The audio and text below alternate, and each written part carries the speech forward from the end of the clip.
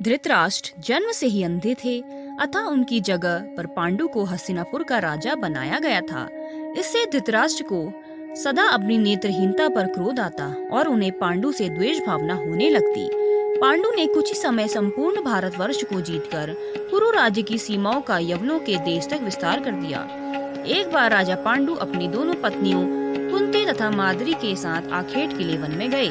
वहाँ उन्हें एक मृग का जोड़ा दृष्टिगत हुआ। पांडु ने तत्काल ही अपने बाण से उस मृग को घायल कर दिया।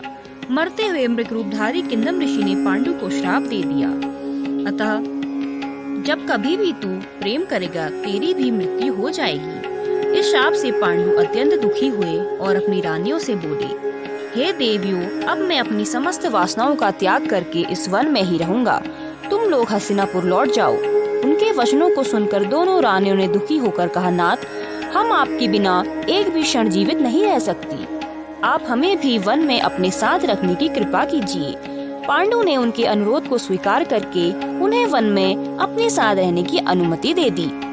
इस दौरान राजा पांडु ने अमावस्या के दिन ऋषि मुनियों को ब्रह्मा जी के दर्शनों के लिए जाते हुए देखा। उन्होंने उन ऋषि मुनियों से स्वयं को साथ ले जाने का आग्रह किया। उनके इस आग्रह पर ऋषि मुनियों ने कहा, राजन, कोई भी निसंतान पुरुष ब्रह्मलोक जाने का अधिकारी नहीं हो सकता, अतः हम आपको अपने साथ ले जाने में असमर्थ हैं। ऋषि मुनियों की बात सुनकर पांडु अपनी पत्नी से बोले, हे कुंती, मेरा जन्म लेना ही वृथा हो रहा है, क्योंकि संतानहीन व्यक्ति पितृ ऋण, ऋषि ऋण, देव ऋण तथा मनुष्य ऋण से मुक्ति नहीं पा सकता। क्या तुम पुत्र प्राप्ति के लिए मेरी सहायता कर सकती हो? कुंती बोली, हे आर्यपुत्र, दुर्वासा ऋषि ने मुझे ऐसा मंत्र प्रदान किया है जिससे मैं किसी भी देवता का आह्वान करके मनोवांछित वस्तु प्राप्त कर सकती हूँ। आप आज्ञा करें, मैं किस देवता को बुलाऊं? इस पर पांडु ने धर्म को आमंत्रित करने का आदेश दिया।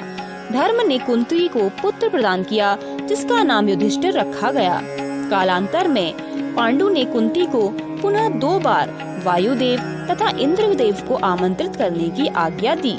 वायुदेव से भीम तथा इंद्र से अर्जुन की उत्पत्ति हुई। तत्पश्चात पांडु की आज्ञा से कुंती ने माद्री को उस मंत्र की दीक्षा दी।